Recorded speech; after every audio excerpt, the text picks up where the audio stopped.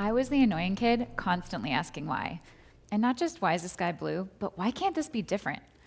I'm grateful to my mom for nurturing that curiosity. Long before everything was figure outable, she lived it. As a single mom before Google and ChatGPT, she had to practice this a lot. Need shelves built? Flat tire? Figure it out. Dramatic teenage daughter and eventually need of career advice? She would ask questions. So many questions. Love you, Mom. And we would figure it out. As a young adult, I joined a startup, and my questions began with processes and products, but then they turned to, why do these customer problems exist? And why do they persist? And why across an entire industry? And eventually, what are the important problems really? I noticed people got uncomfortable. So I toned it down for this in my career, but my curiosity lingered. Later in my career, I noticed so many promising companies fail, and my curiosity ramped back up. I could guess why dumb ideas fail, but why do even great ideas fail? Why do great ideas fail? Let's look at 2 examples.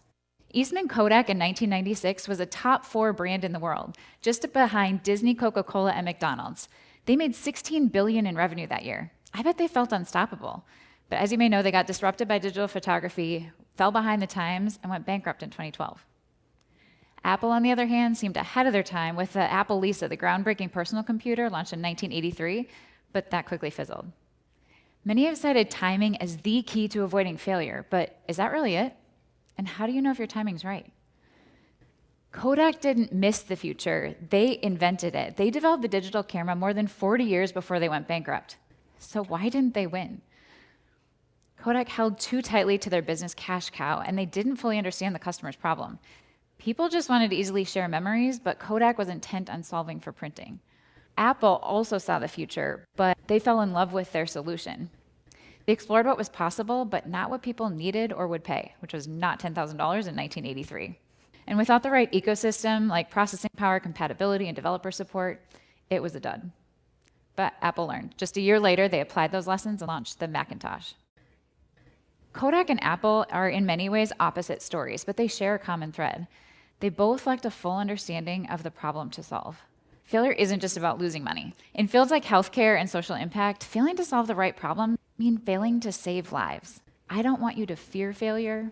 I want us to be curious about it. Failure is so common. 90% of all startups fail. So again, why do great ideas fail? Question became personal for me. Early in my career, my curiosity led me to launch 7 new software products. Each began with a painful customer problem that customers deeply felt. And when you feel a problem the way a customer feels it, you can't help but want to solve for it. Later at that same startup, I helped deliver a 4x return to investors in 4 years. And after we got acquired, I helped lead corporate strategy and evaluated more than 100 companies for potential acquisition. We acquired several, and led to a 5x return in 3 years. And I moved to venture capital, where I review well over 1,000 companies a year. Across those thousands of iterations, I've seen patterns. CB Insights found the top reason that startups fail is no market need, even ahead of running out of cash. It's a clear sign that we so often skip the deeper work of understanding the problem itself. In complex fields, understanding the problems we're solving, they aren't immediately obvious. We have to see the whole picture. We have to ask, it's a problem for whom? Because a common challenge is when the buyers aren't the users, and this is especially true in healthcare, in my primary field, where a health system or an insurance company might buy a technology, but the users are the doctors, the nurses, the patients, the caregivers. And when the buyer is not the user, but the user is critical to the success of the buyer's goals, it gets complicated. We see the same thing in government programs and social initiatives and education systems, where there are competing incentives and different experiences of the same problem. When we fail to appreciate the complexity, we can't fully solve for it. Einstein said if he had an hour to solve a problem, he would spend 55 minutes understanding the problem and 5 solving it. So often we do the opposite. We rush towards solutions and spend the rest of the time selling them. And this annoying kid has to ask why. Why do we do this? Over the years, I've noticed 2 patterns and 1 root cause: myopia and the love of solutions. Let's start with myopia. Myopia is like racehorses with blinders on who can only see what's directly in front of them while the rider sees the full track and guides them. With blinders on, we move towards what feels safest for me based on what's right in front of me for immediate incentives and based on my direct limited experience. And from that limited view, we miss the full picture. Focus, of course, is useful. Teams need clarity. Division leaders need to hit revenue targets. Case managers must deliver results. But somebody in the organization needs to see the whole track. Leaders must understand the broader system and recognize when the problem itself is shifting and ensure today's focus doesn't obscure tomorrow's reality. This is true not only in business, but in all of the challenges humanity seeks to solve. All of us are seduced by solutions. And when a solution becomes ours, something that we've built, invested in, and staked our reputation on, we stop asking if it's right and start trying to prove that it is. Let's take a positive example. Ifosa Joma, who works to fight poverty in Africa. When he started, he thought the solution was clean water, and so he built wells. Wells are tangible. Wells look like progress. Wells feel like progress. But wells broke. Many got abandoned, and the deeper conditions didn't change. So they asked, what problem are we really trying to solve? And in poverty, it turns out people couldn't hold down jobs to fix wells or otherwise because they couldn't easily get food at their jobs. The breakthrough didn't come from stronger wells, but from a basic food distribution business. It created jobs, income, and stability. People are able to keep their jobs without starving, allowing them to invest in clean water and maintain it. And it restored something even more powerful: purpose, agency, and a role in a system that worked, all by taking a step back from their solution and curiosity and solving for an upstream problem. That's the difference between falling in love with a solution and staying curious about the problem. It's hard to find stories of curiosity. We don't know what Einstein did in those 55 minutes. And when we see Steve Jobs on the stage, we only experience the magic, the excitement, the confidence, the bold vision, the certainty. We don't see the quiet internal work behind it, the relentless questioning, the iteration, the courage to challenge assumptions. Because certainty doesn't come from bravado. If Steve Jobs is any indication, it's born from curiosity. Another successful company, Google, studied the top traits for success, and they found two: persistence and curiosity. The most important skill, the ability to interview well, to ask good questions. Active curiosity. Kodak, who had a different fate, they didn't miss digital, they invented it, but they couldn't see past their blinders to act. But why? Because curiosity wasn't embedded in the decision-making in their organizations.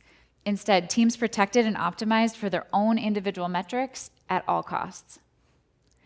Kodak fell in love with their solution and their leadership position and forgot the problem they existed to solve. That's where they failed. Maybe that's what innovation is. It's purpose-driven curiosity. Fail fast is a mantra in Silicon Valley, but in healthcare and clinical research, failing fast is not an option when people's lives are at stake. But still, we can glean from it the main premise: to remain unattached to our solutions and relentlessly committed to the problem, to your purpose. But once we start to solve for something, remaining unattached to your solution, it remains incredibly difficult. But why? At the root of it all is a very powerful human force: ego. Ego is subtle and tricky to identify because it often disguises itself as practicality, financial motivations, job security, career progression. It's when we have staked our reputation and identity in something, questioning it becomes uncomfortable, even painful. And insecurity has a funny way of masquerading as pride. It's no wonder that in venture capital, one of the top predictors of success is the team. Building something new requires thousands of decisions: what problem to solve, what signals to trust, what feedback to ignore, and when to pivot. Ego can quietly distort all of those decisions and go unseen. We see this in sports. Studies show that the more narcissistic players in the NBA, the worse the team performs. Now, asking somebody just to eliminate ego entirely isn't realistic, and pride and ambition can fuel achievement. The question is, where do we place our ego? Research shows that those who succeed repeatedly, they don't just eliminate ego, they redirect it. They place it in their future growth, and that mindset fosters experimentation and humility and the courage to challenge the status quo. And then there's another force at work against us. It's change. The only constant in the world is change. Our customers change, the alternative options change, the environment changes, and yet organizations behave as if everything will stay the same. Customers who ask hard questions get labeled the squeaky wheel and ignored. Meanwhile, technologies emerge, workflow changes. AI is reshaping entire industries faster than ever before. If your company is stable, even if it's worth billions, this moment in history is not the time to sit still. Change is accelerating. But how do we do this? How do we find and keep humility? How do we stay curious? For me, I find it when I pray, and when I watch my daughter play, and when I tap into a mission that's bigger than I am. Great ideas fail because of ego. The antidote to ego is purpose-driven curiosity, which is a discipline of staying focused on the problem, even under pressure to commit to a solution. So in practical terms, how do we do this? So first, ask better questions. Seek to understand before seeking to solve. Talk to customers, shadow them, ask them why again and again. Validate your ideas before tying yourself to them. See the entire track, the entire ecosystem, the buyers, the users, the influencers, the incentives. And then build a curiosity infrastructure. Create cultures and systems that reward learning and inquiry and collaboration, both professionally and personally. You will solve problems. And as you do, you'll notice that they never really end. You will make an impact beyond what you thought was possible.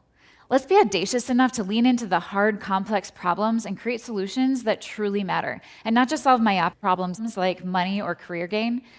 Those are natural byproducts you will enjoy, but making real impact is life-changing. So think about, what problems do you feel called to solve in your short time on Earth? Maybe it's clinical research to make new treatments to patients possible way faster, or curing cancer, or eradicating poverty in Africa. Maybe it's unlocking one person's potential. Whatever it is, as you learn the nuances and depth and breadth of problems with curiosity, that is where you begin fulfilling your individual calling. I hope you do create a solution that changes the world, even a tiny bit. An idea worth falling in love with, that solves meaningful problems.